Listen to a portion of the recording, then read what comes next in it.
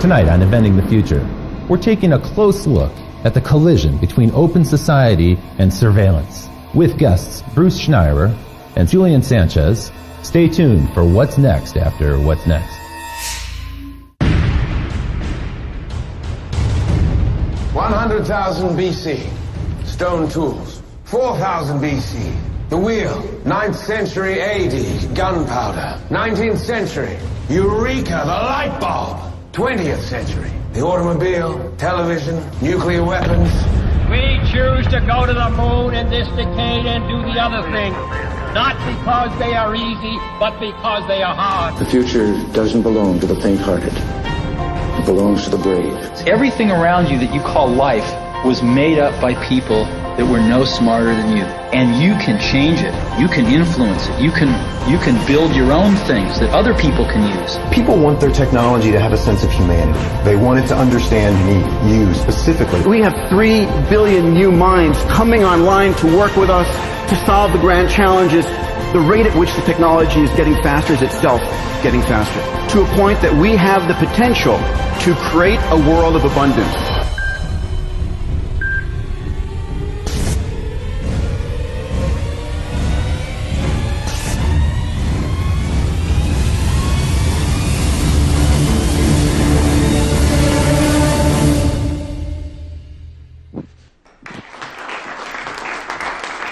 Thank you. Thank you. Well, I'm happy to be back here tonight with Inventing the Future. You know, tonight's show is a little bit different than our usual show. Usually I come out and I talk about technologies that get me really excited, things that are coming in the future that I think hold great promise. Tonight it's going to be a rather different perspective, because it turns out that the digital technologies that so delight us and brought us so much abundance in terms of information and new ways to communicate, new ways to share ideas, well, those technologies also have a dark side to them. And we're going to take a look at that tonight. It turns out that these technologies that are in use around us right now, for instance, you're probably familiar with the idea of a hacker who might be going after your password to your social network account, or maybe your credit card information, or something like that. But it turns out that they have a convention in Las Vegas, yes, just like any organization, the Black Hat Conference. And in 2011, just a couple years ago, one of these hackers presented a paper where he proved that he can actually wirelessly hack into an insulin pump or a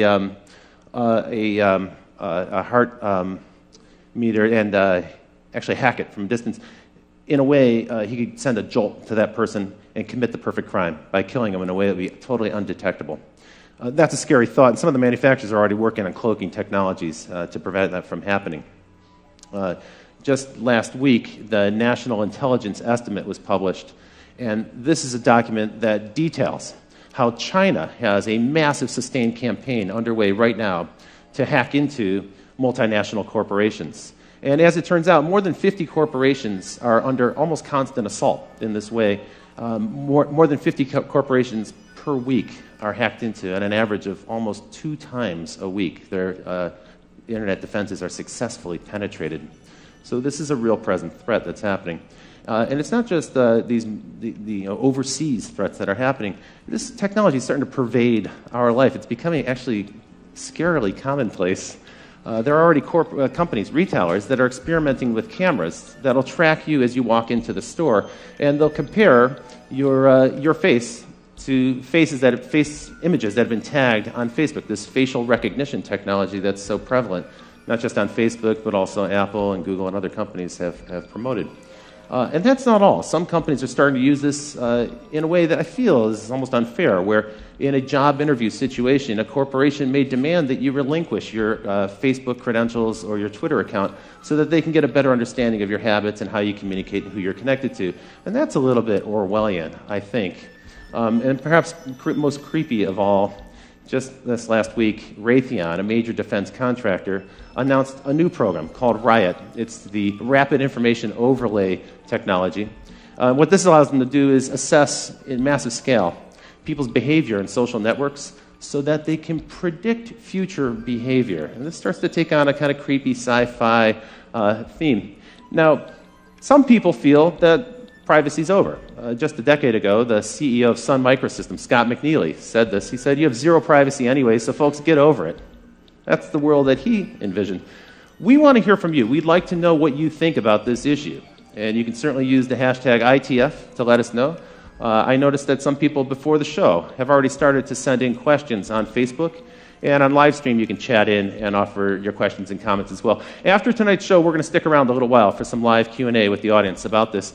But first, what I want to do is introduce our experts. We have two fantastic guests for you tonight. And first, let's bring on stage one of the most renowned security experts in the world, Bruce Schneirer. Bruce, welcome to the show. Thanks for joining us. So, you are well known as a kind of a pundit about security and the issues that we're going to talk about tonight. And your services are also in high demand with organizations all over the world. What people might not know is that you have a fantastic newsletter they can sign up for. It's where I learn about these issues, and I've been following it for quite a while. And Bruce also recently published this book, Liars and Outliers. Tell me a little bit about this book. Is this on this topic, or? Well, it is in sort of a meta way. What I'm looking at is the notion of why security exists, and I'm looking at trust. And really, if you think about society, we need trust to make it work. I mean, you got this audience here, and I'm looking at them, and not one of them has jumped up and attacked the person sitting next to them. Right? You laugh, but if that was an audience full of chimpanzees, we couldn't get away with it. Right? Humans are the only species that can sit there quietly. And society works because of this. And there's a whole bunch of reasons, right? One of them might want to mug the other person or, steal my iPad back in the dressing room. But they don't for a whole bunch of reasons. Right? There's a lot of security there. And we have sort of a social construct that keeps us all looking out for each other. It's social, legal. There's a lot of things going on there. So the nature of society requires some measure of trust to function. But in some respect, this might be getting undermined. For instance, this topic of hackers. It keeps coming up. People are very familiar with it. But from what I've read, you think it's kind of an overblown idea. Sometimes it's overhyped. Well, we do tend to overhype the criminal threats. And, it's really what makes headlines, what sells newspapers. We like to hype the attacks from China, cyber terrorism, cyber war. Basic cyber crime, stealing money, I think, is underreported. Okay, a lot more happens. Some people doesn't said make the news. that accounts for almost 2/3 of all crime is now internet crime. I don't know if that number is accurate, but I've heard that. Yeah, it's really hard to count. It's hard to measure. That's right. There's certainly a lot of it. So we can't dismiss it. It's a real thing. But tonight we're going to cover a number of threats. I thought we'd start though with a funny idea here. So a hacker in Montana hacked into a local TV station, and he got into the emergency alert system there. And he sent out the message that the zombies are attacking right now. So sometimes it's malicious hacking, sometimes it's just for fun. It's like a prank, and we've seen many examples of that. One thing you might not know is the prevalence of this, how often this is happening. So for the audience, you might wonder what these four things have in question here in the picture on the screen. The New York Times, Twitter, the Bush family, and the U.S. Federal Reserve. Well, the answer is that last week, these guys were all subject to massive hacking intrusions. And so it's a wide range of targets. And this is going on so frequently. We hear about it so frequently, we kind of get numb to it. And it's interesting. It's a different people in each case. Right. We believe New York Times was Chinese. The Bush family was, I think, politically motivated. Federal Reserve was the anonymous group, so was some kind of political statement. Twitter, I don't know. Let's pretend it was a criminal. Right? You've got an array of different threats here. So the paranoia is justified a little bit when we hear about the hackers, but let's turn to another subject, which is these Chinese intrusions, because we heard so much, coming out of Davos, we heard so many companies grumble, complain, and in some ways they were a little bit ashamed to admit that they have this problem, kind of a growing problem, that they're being hacked constantly. And it seems to be true. I mean, everyone's pretty much hacked constantly all the time. There's a lot of hacking coming out of China, largely politically motivated. The attack against the New York Times, the attackers were looking for names of informants, right? A very political thing, presumably for government reprisal. We don't know if the attacks were done by the government, if they were done by independent people working within China with nationalistic So we use ideals. the word China. We don't know. It sounds like it's the government. There's no way to prove that allegation. Actually, there's no way to prove it's China. One of the problems we have is you don't know where attacks are coming from. You can't trace an attack backwards. Often when we know from other channels. One of the things that's most chilling about that New York Times hack is that more than 50 computers were actually penetrated, and they stole all the passwords, which means that it's probably likely that some of those computers have a Trojan horse in them somewhere, or a back door that's been opened up where they can come back in any time. It's hard to tell. If you read the reports, and it turns out everyone gets hacked, but if you hack the New York Times, you end up with a 2,400-word newspaper article about it. So we know a lot about this. Okay. They say they caught it early. They let it go on for a couple of months to track exactly what was happening. They knew where all the back doors were, and they closed them. Were they perfect? We have no idea. They think they were, and they look like they did a good job. We don't know, but that certainly is a problem.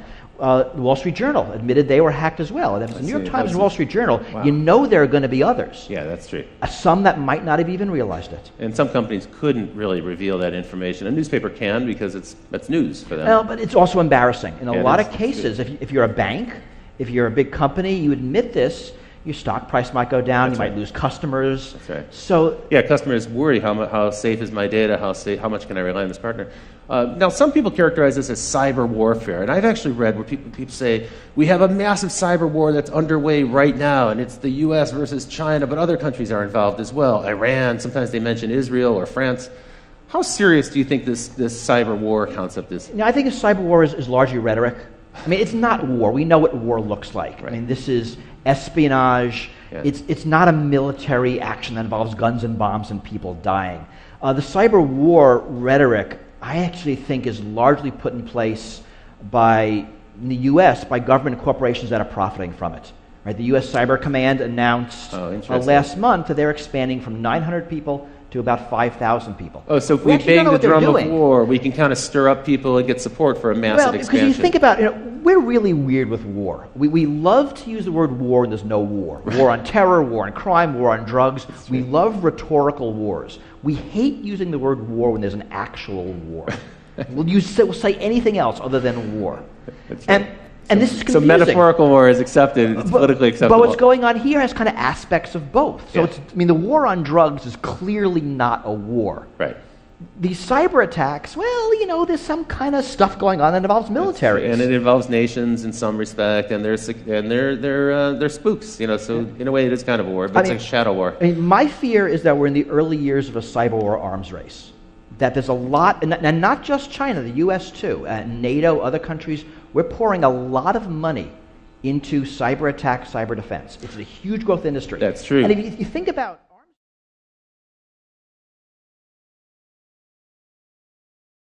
and the drumbeat gets louder every single day. You coined the term wholesale surveillance to describe the way governments are kind of hoovering up data, and in the U.S.'s case, it's frankly because of the massive expansion of Homeland Security after 9/11. Let's take a look at wholesale surveillance by the numbers. So the first number I'm going to show you is 300. This is the number of times a citizen of the United Kingdom is videotaped on average every single day as they pass through the UK. There are about 5 million CCTV cameras in the UK. It's the most heavily surveyed country in the world. 1/3. This number represents the percentage of U.S. Air Force craft that are autonomous drones. Most people are unaware that we have 7,500 drone aircraft in the U.S. Air Force right now, and that number is increasing rapidly. And by the way, the Air Force isn't the only government branch that has drone aircraft. We'll get into drones a bit more. But the number that struck me was 40. 40 is the number of attacks every single day by drones in Afghanistan. I was unaware of this until I started to put together the research for this show. So last year, on average, every day there were 40 drone attacks in Afghanistan. 76, this is the number of nations that are rapidly scrambling to get their own drone Air Force fleet. So soon the United States won't be the only country that has drone aircraft, and they're seeking to either develop the technology themselves or acquire it on the market. Now this big number, 878,000, that's a number of hours of audio that have been recorded in 2012 by the FBI in surveillance here in the United States. And this number is staggering 29 million electronic files that were gathered by the FBI last year in surveillance in the United States. So this is, in some respect, these numbers reflect the massive expansion of electronic surveillance that's happening right now. And to help us talk about this, let me introduce our next guest, who comes to us from Washington, D.C. Folks, it's Julian Sanchez from the Cato Institute. Hi, welcome to the show. Thanks for joining us. So Julian, you actually have been covering these topics on the web as part of your responsibility at the Cato Institute, but also as a journalist for some time. You're an expert in the subject of privacy and law and this electronic surveillance. As far as anyone can be. Okay, well, that's a rapidly evolving topic. One of the things we talked about earlier today, and we're getting ready, was the expansion really began after 9/11. We had kind of a state of emergency. And my observation is it's a permanent state of emergency. It doesn't seem like there's any end in sight. Well, that's right. It's not a conventional war where you beat the enemy and then they're gone. It's a war, in a sense, on a concept terror. And as long as there are angry young men somewhere who hate the United States, there'll be a justification for that threat. That's right. As long as we keep lobbing in Predator drones with Tomahawk missiles, we'll probably create a whole new generation of terrorists who wish to... We don't seem to be running out. Yeah, that's right. Now, tell me a little bit about Homeland Security, which really it's a relatively new thing, but that's been the locus of this big government expansion. And what they really did was they combined a whole bunch of different government departments together under one mandate. Tell me a little bit about the growth of that and then some of the other organizations. Well, that's one part of it. The DHS gets a lot of attention. They're perhaps the most visible in the form of TSA, the people who are groping you as you get on a plane. It's really, though, I think, not the biggest expansion of the surveillance state since 9/11.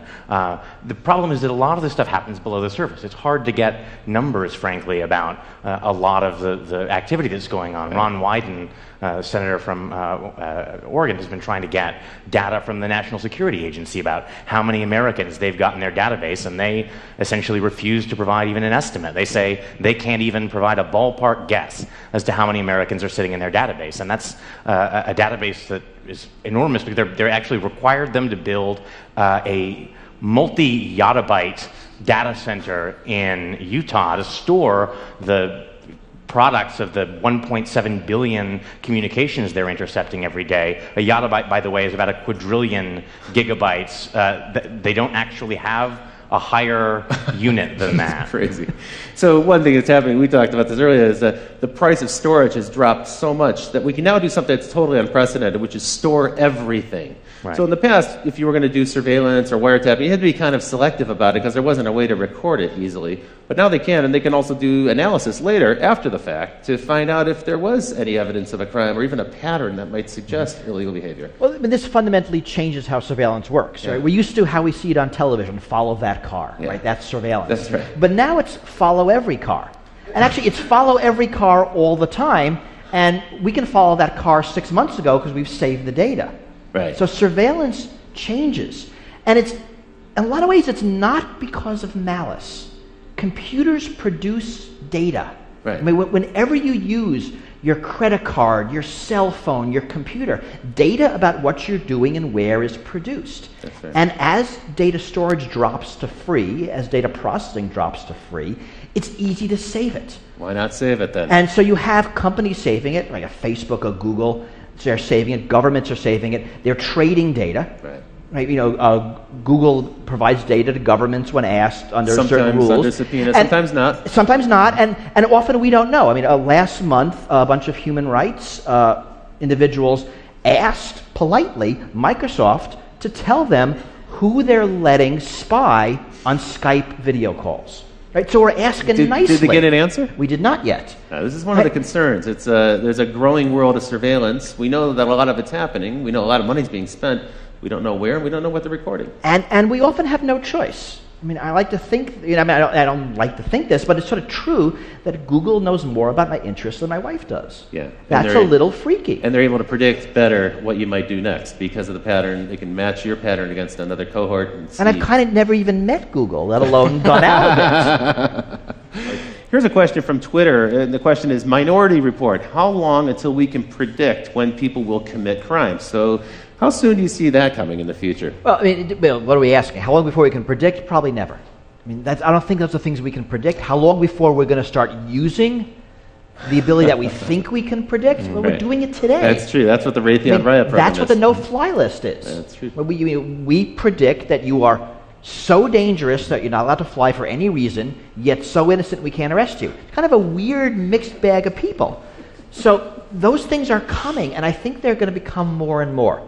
I think as technology gets more dangerous, as the things a bad guy can do increase, I mean, think about bioprinters, Think about homemade. I mean, all the things we're scared of. Homemade nuclear weapons. Some of the topics we've covered on the show. As those things get scarier, the desire to stop someone before the fact. I mean, the only normal crime prevention is after the fact. Right? I'm going to let you murder somebody, the crime's gonna happen, and I'm just going to arrest you after the fact. Right. That only works if I can live with the murder rate. Right. But that's not going to work if you're able to print a pathogen that drops a species.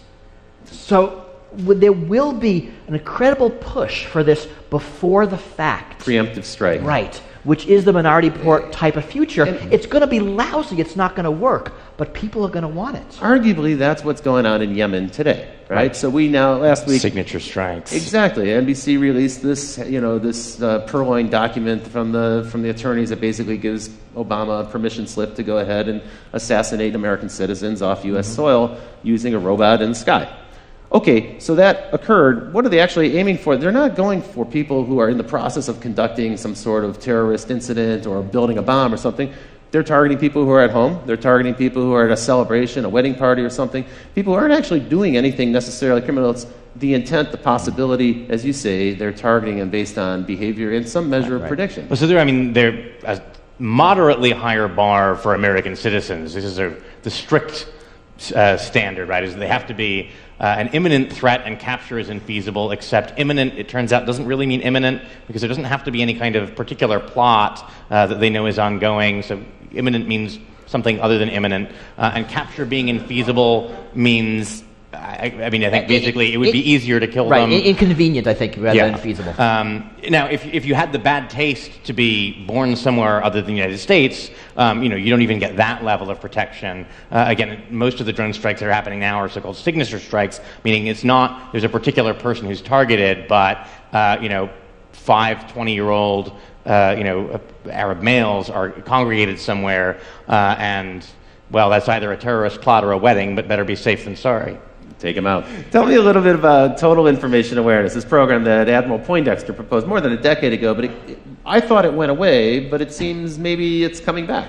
Right, I mean, the problem there was that they had terrible branding. They called it Total Information Awareness, which sounds creepy, and then they had a logo that was like an eye in a pyramid with beams coming down at the earth, so this sounded terrifying. Bill Sapphire wrote a column, freaking out about it. Everyone was duly alarmed. Congress nominally killed it, but it ended up getting essentially fragmented into a bunch of different programs that were farmed out to parts of DHS or DARPA. I think the NSA's Pinwheel database is in some sense an offshoot of that. Pinwheel is, again, on this model, a kind of vast database that allows kind of Googling for communications. They've shifted from that kind of targeted model, get a warrant, have an individual wiretap their conversations, much more toward a model that involves, some people have called it sitting on the wire, suck in everything, and then after the fact, figure out the search parameters you're interested, go through, pull stuff up. And that's concerning, I think, because, when J. Edgar Hoover ran the FBI and was abusing surveillance for political purposes, at least he had to target particular people. He's going to decide that Martin Luther King is going to be spied on, and then they're going to try and drive him to suicide. Now, this stuff is sitting in a database for 30 years. If they happen to sweep you up and then in 10 years you're running for Congress, someone can after the fact decide you're worth scrutinizing. It's even conceivable that behavior that's legal today could change in the future, and there'll be some record of it, and that could be embarrassing on one hand, but it even might be that after the fact it's illegal. Or even not. I mean, we all do things that are embarrassing because we're human. Yeah. And, if everything is swept up, then the likelihood of it being uncovered by somebody, and if you can greater. Selectively edit it, we see this now in political campaigns. That's true. Now we're living in a world where pretty much every candidate is followed 24/7 by the opposing party with a camera, because they're going to say something that's embarrassing. Sooner or later, and you got 10 seconds, and it's a beautiful, embarrassing quote, and you run with it. They run like crazy. We know one of the things the intelligence agencies like to do with the fruits of surveillance information is use it to coerce people into becoming informants. The FBI now has 15,000 informants, like 10 times more than Hoover ever had at the peak of COINTELPRO, the kind of vast spying and infiltration network, looking at civil rights and anti-war groups. And one way to do that is to say, hey, we found out that you're having an affair. Why don't you spy on your mosque for us? There was a case here in Chicago, a guy named Ibrahim Mashal, I think. They said, look, we know that you had communications with a cleric in the Middle East. They were innocuous, but that's enough of a pretext to get someone put on the no-fly list. If your business requires you to travel, that's a huge obstacle. And they said, well, we can get you off the no-fly list if you're willing to cooperate, if you're willing to tell us what people are saying at your mosque.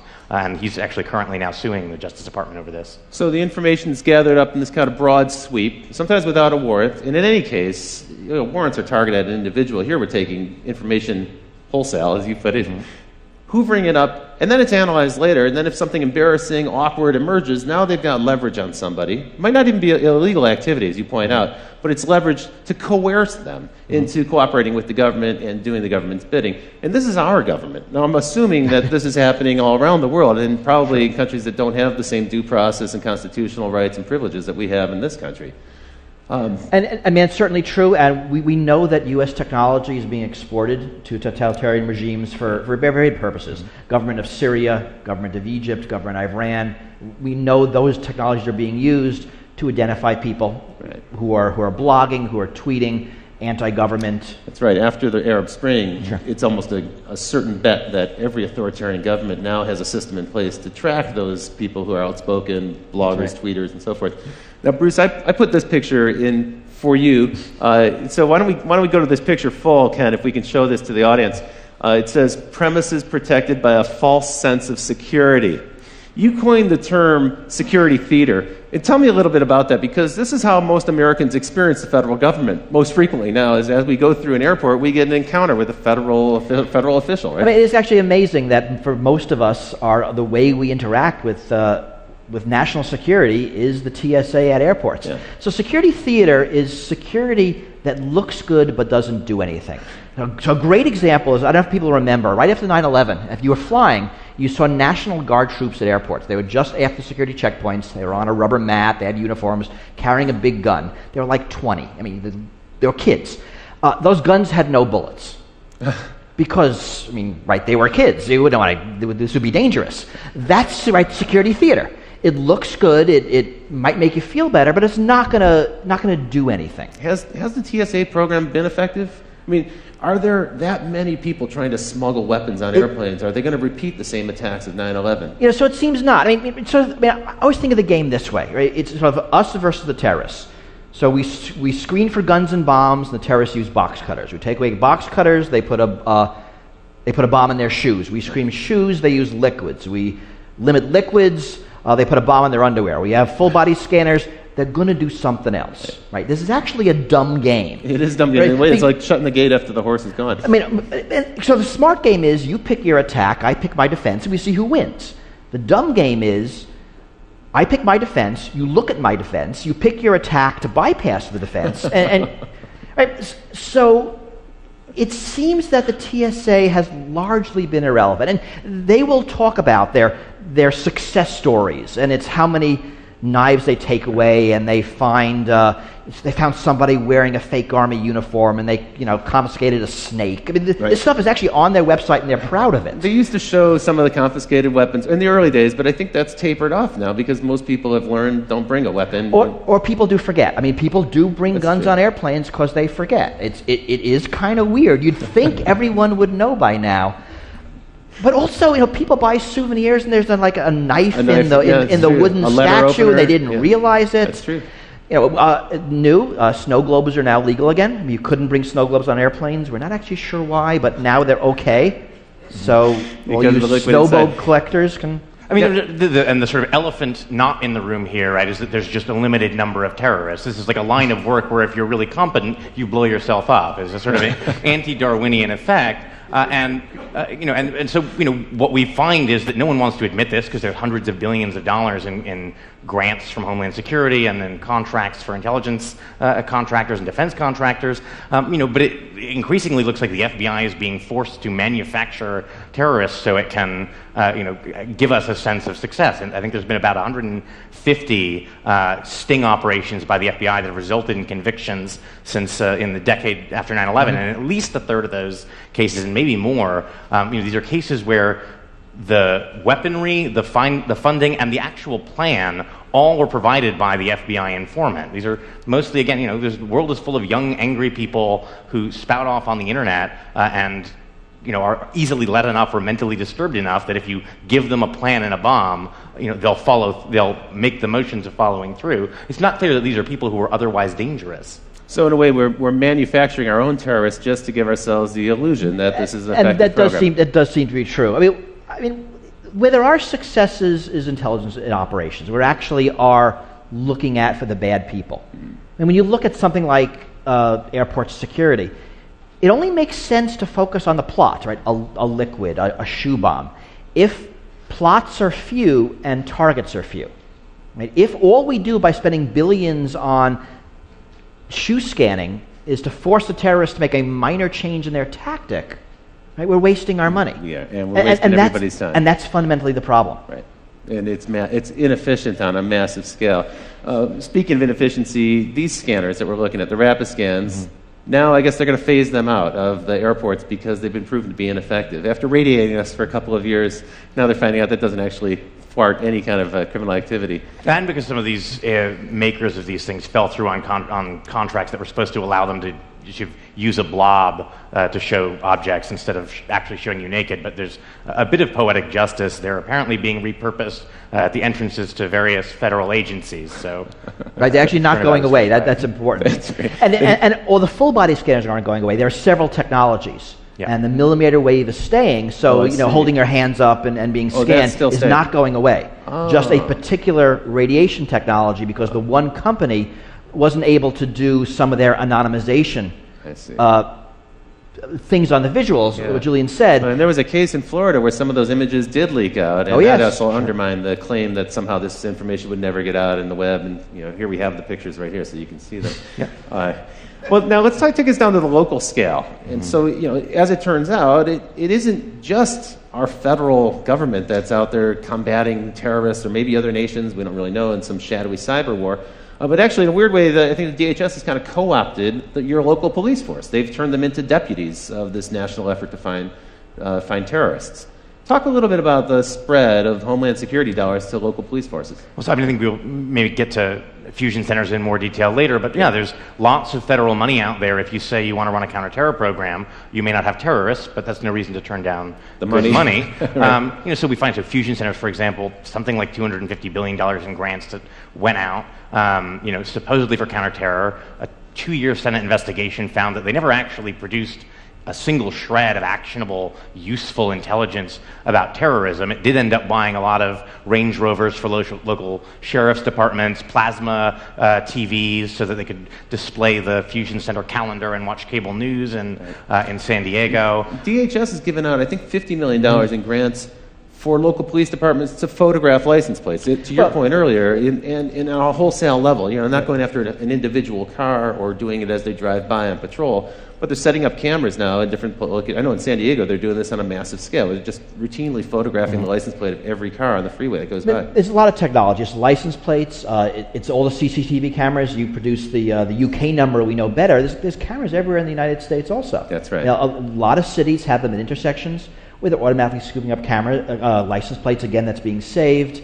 The money's being used for other surveillance, for cell phone surveillance, for just collecting up lots of data. And we'll get into cell phones in a minute. But because it's data, it sloshes around. I mean, this is the fundamental problem. It doesn't matter who collects it. That's true. Once it's in the system, it goes into a fusion center, it goes into the NSA's computers, it goes into some marketing computer, and the data stays. And it's very hard to get rid of it. And now it's being used for all sorts of purposes.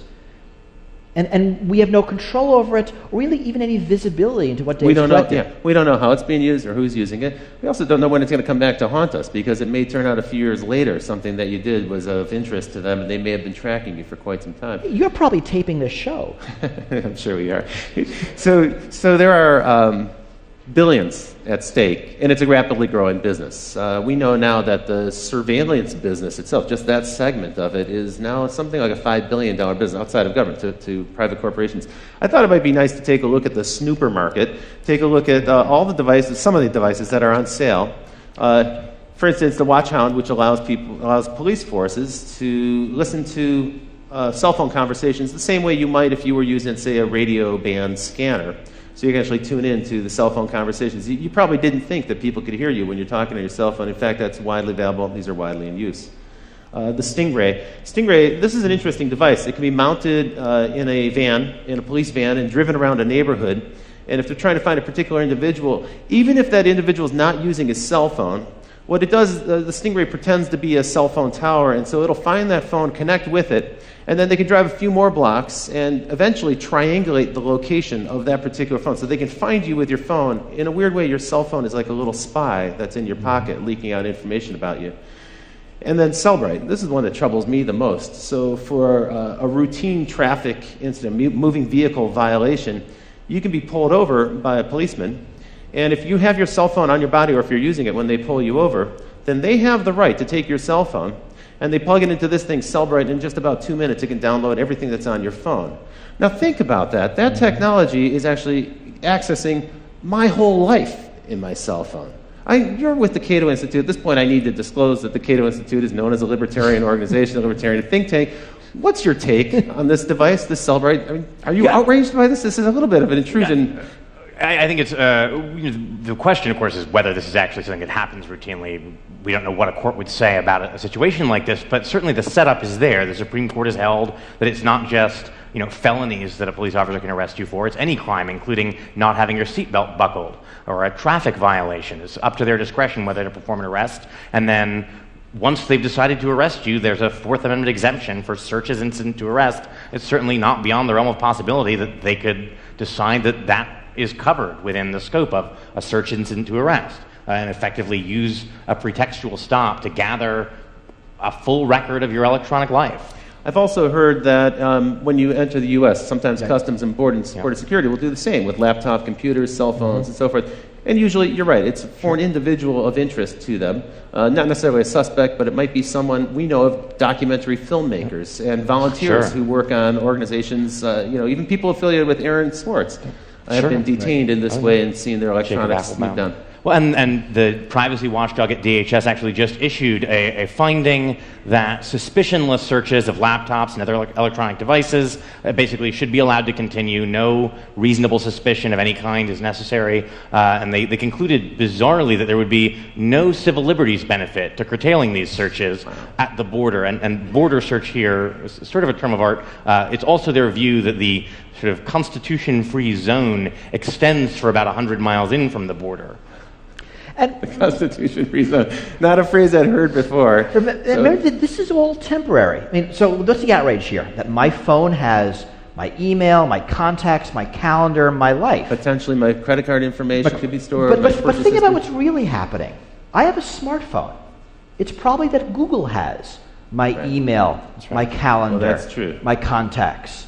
Right? It's just in a convenient cell phone shaped package for me to carry around with me. You're right. If the police wanted it, they could just go get it. Go get it elsewhere. That's true. I mean, so data's moving around. One of the problems with these debates is we always focus on one thing. We focus on cameras, focus on cell phones, we focus on CCTV.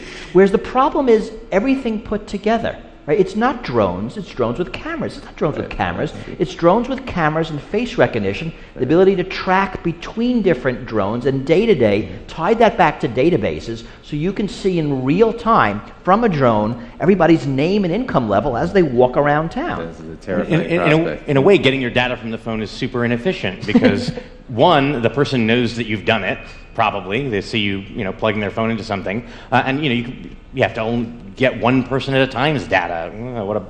What a drag. Unfortunately, since a series of sort of misguided rulings from the late 70s, Fourth Amendment doctrine is that once your data is in third-party hands, once it's Google or Facebook holding on to it, in principle, that's now their business records. You've surrendered your Fourth Amendment privacy interest. And so a lot of that data that we naturally expect to be protected by the Fourth Amendment's requirement of a warrant issued by a judge isn't protected in that way and can be gained. People are totally unaware of that. That actually pertains to your Gmail account, for instance, which is stored on Google servers or any other but pretty much everything these days. I mean, cloud computing, we have our pictures somewhere, our emails somewhere. All of our data is very rarely on our devices That's now. really true. It's really Increasingly, elsewhere as we become because it mobile. makes a lot of sense. But now, as Julian said, It's a the vulnerability. rules no longer apply that protect them. In a weird way, our protections, our First Amendment, Fourth Amendment protections, haven't really caught up with the 21st century. Not even close. And the technology is evolving much faster than laws ever will. Let's bring it right back home here in Illinois. You were shooting the show here in Chicago, and you may be unaware that right here in Illinois, there are 91 organizations working on counterterrorism efforts. And what's interesting about that number of 91 is that more than 3/4 of them didn't exist before 9/11. So these are brand new organizations that are involved in some way or another in surveillance. That's why we call it Illinois, the land of surveillance. Welcome to this place. What we happen to have here is 2 fusion centers. You talked a little bit about these. Here's a really ugly diagram from the government. It's non-confidential, so it's been released for us to show to you tonight.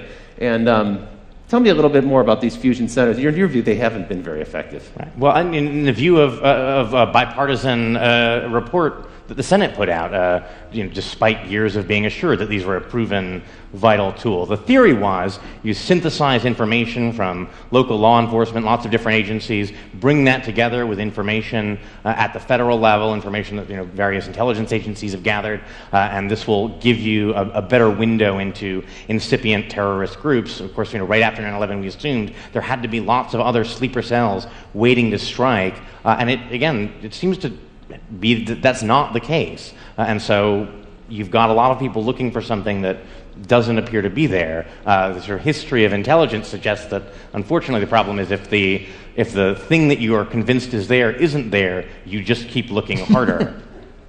It's true, and redouble your efforts and argue in the future. We need more resources to go after this. Yeah. One of the funny ironies that I think has emerged here is a statement that actually was made by Julian Assange, and we put on this picture here. We got this picture from the web, but it's actually worth zooming into. So if we can put this on screen for the folks at home, you have Julian Assange of WikiLeaks, and he's saying, "I give private information to the public for free, and I'm a villain." Meanwhile, Mark Zuckerberg of Facebook, well, he's taking your personal information and he's providing it to private enterprise for money, and he's the man of the year. Your take on this is slightly different, I think. You're not going to go with this parody 100%. Well, it's funnier than it is true. I mean, right. Just sort of for reasons of greed, basically. Zuckerberg wants to keep your information, so the corporations have to keep coming back to him to target their ads. You give out all that information, they don't need you. But these companies, and it's not just Facebook, it's also Google, it's also Apple, they're subject to literally thousands of subpoenas and these really creepy national security letters. Yeah. Can you tell us a little bit about that? Because I think a lot of people are unaware of what an NSL actually is. So national security letters, they're a tool that existed in a much more limited form before 9/11, were in a series of stages expanded. They allow FBI agents, basically the head of any one of 52 FBI field offices, to authorize without judicial supervision or approval the seizure basically of non-content telecommunications records and financial records. And financial records now has been expanded to mean any record from anyone that uses money, essentially. and Obama, when he was campaigning, said he wanted to do away with these. He wanted to do away with national security letters being used to seize sensitive information about people who are not even suspected of a crime. They're really used in a kind of 6 degrees of separation way to say, well, we have one target, let's look at everyone they're friends with and let's look at who they're emailing and what websites they're visiting, so we can get a kind of social graph or pattern out of it.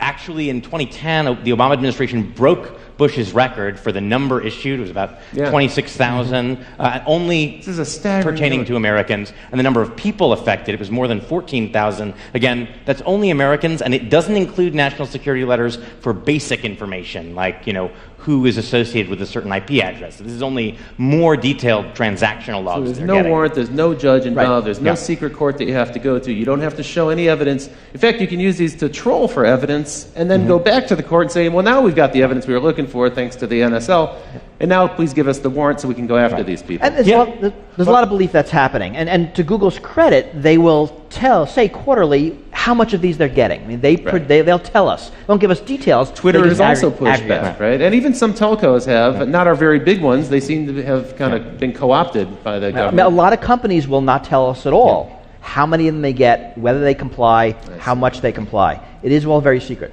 Google and Twitter are rare in sort of volunteering some of this information about how much they get. There's no aggregate reporting as there is with wiretaps that would give us a kind of overall picture of how much these different electronic surveillance tools are used. The telcos normally are not so forthcoming, but Congressman Ed Markey sort of requested the major cell phone carriers to give a tally of how many requests from different kinds of law enforcement agencies they got, added up to about 1.3 million a year. Wow. A lot of that is cell phone tracking. A lot of that is calling patterns. Also, just the compliance with that, think of the number of requests. I'm certain that the person receiving those requests at that volume would just automate the process and not even pay attention. Well, Sprint has done that. They created a back-end called L-Site because they said, we're getting so many requests, we just couldn't deal with them manually anymore. It's like the information smorgasbord. They allow them to just dial straight in. We've heard rumors about that, too, with some of the other social networking sites. Kind of a creepy thought. One question here comes in, have you developed your own ways to combat or accept this new world order of constant surveillance? So I guess the question pertains to you guys. What do you do in your own lives to keep your lives private and secret? I mean, what we do is around the edges. Right. What can you do? You can not have a credit card. You can not have a cell phone. You can not go outside. You can live in a cave. I mean, they kind of make no sense. I don't have a Facebook account. That makes me kind of a freak. I keep all my email on my computer. That makes me a double freak. So I'm doing some things around the edges, but by and large, there's not a lot we can do. I mean, you have to accept it simply because you're being surveilled. What we learned from the General Petraeus scandal is that even the director of the CIA can't keep email secret. I mean, if he can't do it, I don't stand a chance. That is a very troubling case, isn't it? That Gmail hacking, it's a major intrusion. Not just the fact that it was kind of a comedy of errors with our two generals and they're flirting with this woman in Florida and so forth. That was funny and had a comic element to it. But in fact, this Gmail hacking by the FBI, with really no pretext, no evidence of criminality, and they trolled through until they found some evidence of something that they could hold him accountable for. It's bizarre on a couple levels. It nominally started as an investigation into cyber stalking, meaning she'd sent some harassing, Paula Broadwell had sent some harassing emails to a woman who was friends with Petraeus. This is not normally the kind of thing the FBI would involve itself in at all. Having tracked these emails back to Broadwell, because again, you're never private, she had used an anonymous Gmail account, but then logged in from the same IP address to her real Gmail account. Even if you're using stuff like something like Tor, usually the IP address is persistent over time. So if you log into anything that's connected to you within that window, you can be traced back again. They can link those two things. And then having figured out who sent the emails, if that was they decided, I think, ultimately that actually the emails didn't rise to the level of criminal harassment, but having identified who sent them, instead of then confronting Broadwell, they decided to do a phishing expedition through all of her email. And it's not clear what conceivable connection that had to the thing that they were supposed to be investigating. So at that point, the supervisors, when they found no evidence of criminality, they should have called the investigation off, and they didn't. That seems like a real breach. We'll probably hear more about that story. I need to move on. I'm loving the conversation, but we have to get into what's next. So in this show, we like to talk about what's now and what's next, and then what comes next. The next things we're going to talk about are drones, phones, and super cookies. And it gets creepier, folks. So check this out. Predator drone, you're familiar with these. They've been in use since 2001.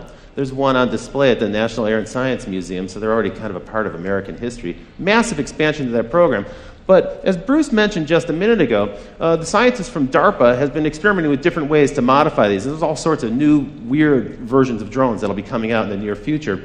One of them is called Argus, and what they've done is they've taken 368 of those cell phone cameras, the 5 or 10 megapixel camera that's on your cell phone today, and they've assembled those into sort of a beach ball shape mounting.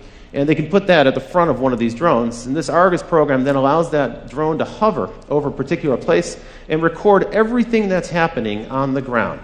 Now, the device itself, the drone itself, has literally millions of terabytes of storage on board, but they're also streaming that data out down to the ground. And so in real time, someone who's back in the base station can see an image kind of like this. It's a composite image of all those different eyes in the sky, and they can start to see what's happening on the ground. But what's even more troubling, because of the degree of accuracy in each of those cameras, is that they can zoom in. And they can actually, today, get to a level of detail that allows them to see, from 14,000 feet in the air, a 6-inch long object.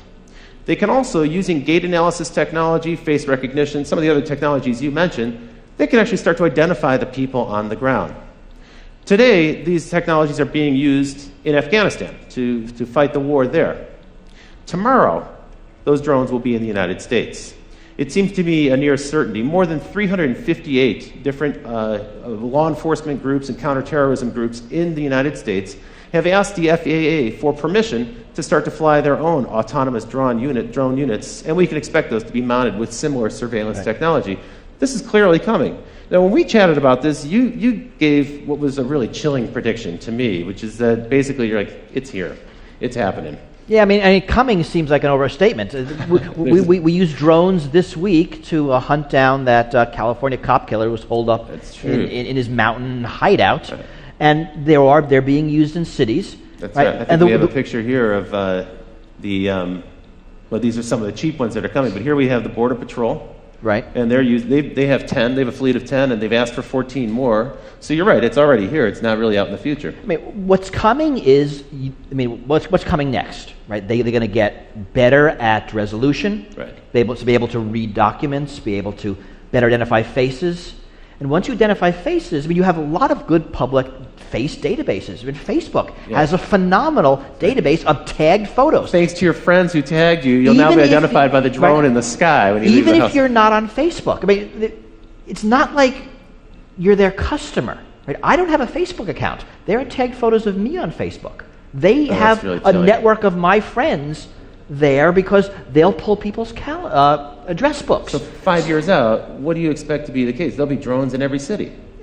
There will be. So my expectation is that there will be drones everywhere 24/7. I mean, it's not going to make sense for companies to fly their own drone fleets. There's going to be, Drones Over America, Inc., and they'll have drones everywhere. And like Google Street View, it'll be drones sky view real time, and you just rent time on it. You get what you want. Like a backbone internet provider, you'll just lease capacity on the drone. Because that's surveillance for hire. But that's a smart way to do it. I mean, you have that now with satellites. So if you're a company that, I'm making this up, wants to sell lawn care products, you can get a map, you can overlay it with addresses, see who has crappy lawns, so you now can call them.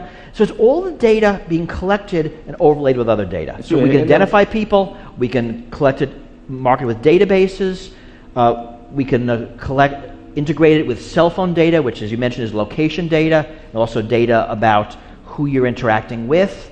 And now, whether you're a government or a corporation, you can collect people who aren't your customers, for everybody, a lot of data about them, which allows you to market to them.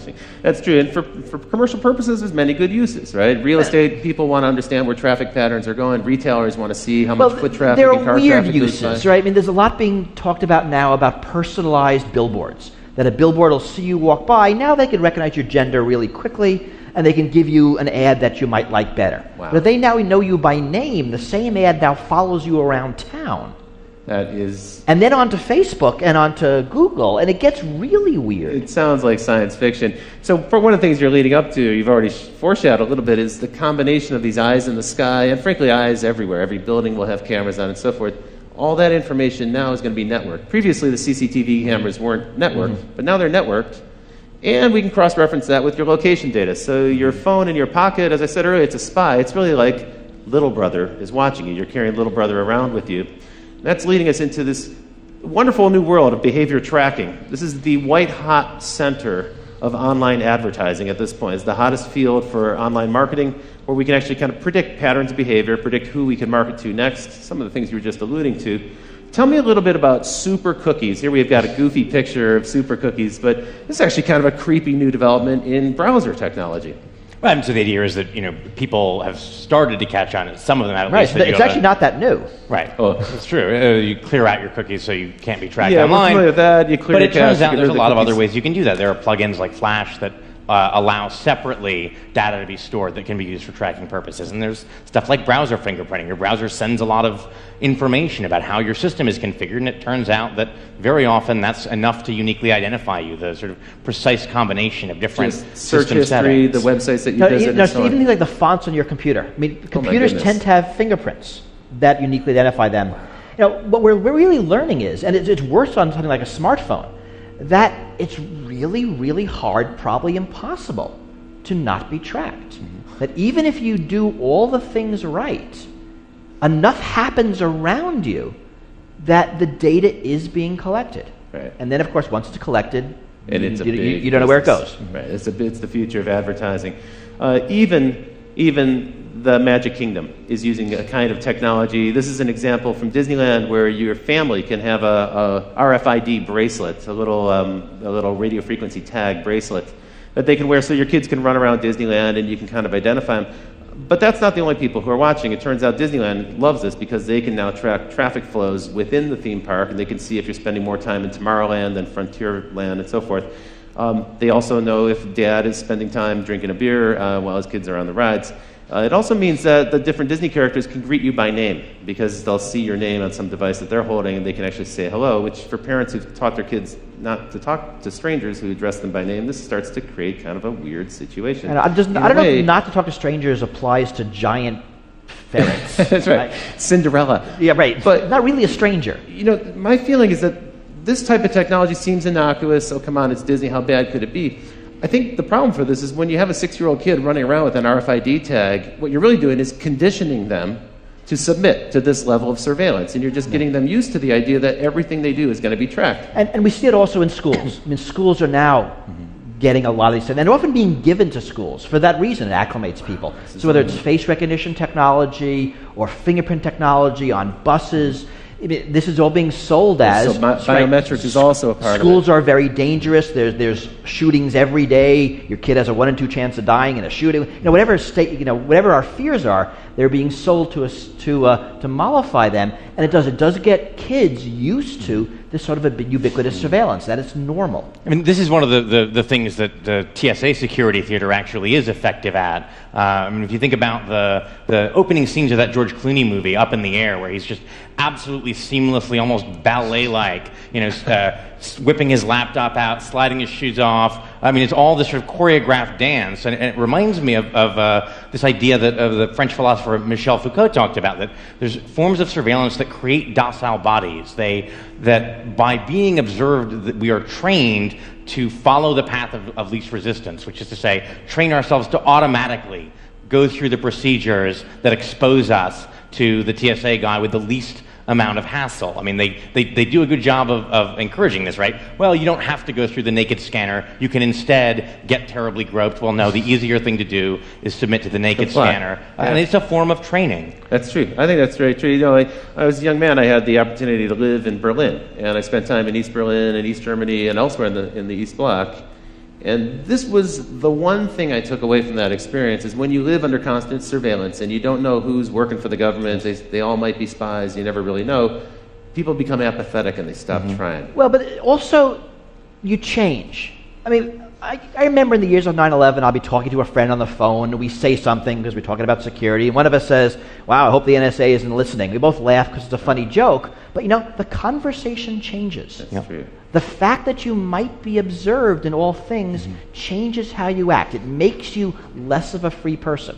I mean, there's probably less crime in East Berlin, but you didn't want to live there. You sure didn't want to live there. One of the sadder things I remember reading in the New York Times reporting on the NYPD's sort of Muslim infiltration program was there was a student union at, I think, Columbia or another New York university where they had posted in the room where the Student Muslim Association met a sign saying, please do not discuss current controversial politics in this room, we don't want trouble.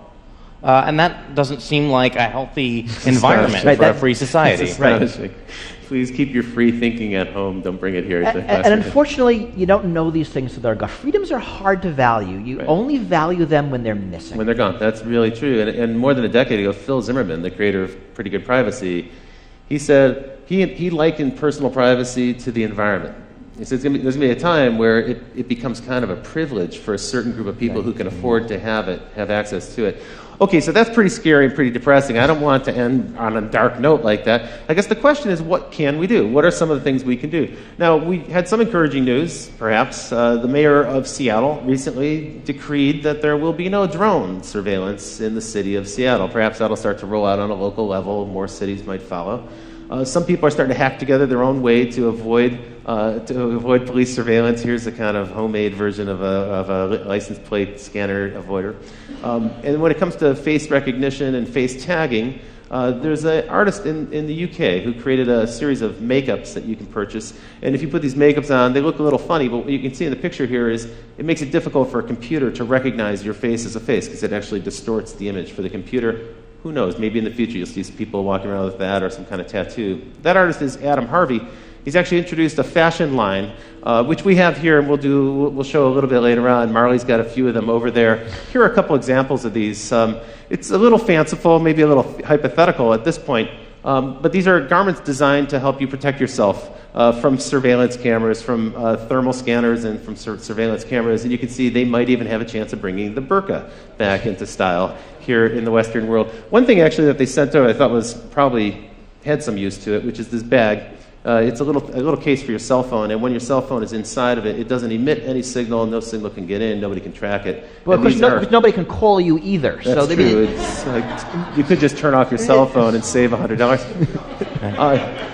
Tell me a little bit about this act. So this is an act that was proposed by Rand Paul of Texas, right? This is the Preserving Freedom from Unwarranted Surveillance Act. It's a big title, but actually kind of a neat principle. Yeah, I mean, the only possible member of Congress who I could ever say might go a little further than I actually would is Rand Paul. The idea here was to require a warrant, a full-blown Fourth Amendment probable cause warrant, anytime law enforcement or intelligence wants records about you from a third party like Google or Facebook.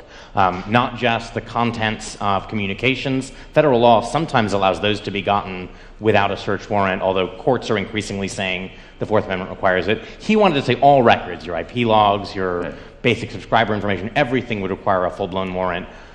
That seems like a little much. I mean, they need something that they can get first so they can build the evidence they need to go to a judge for a warrant. But it's actually a very hard question where to draw those lines. What is sensitive information? Because even something like an IP address or email headers can reveal stuff about your political associations, which the Supreme Court has said is protected under certain circumstances. You can't force a controversial political organization like the NAACP to reveal who their members are to the government.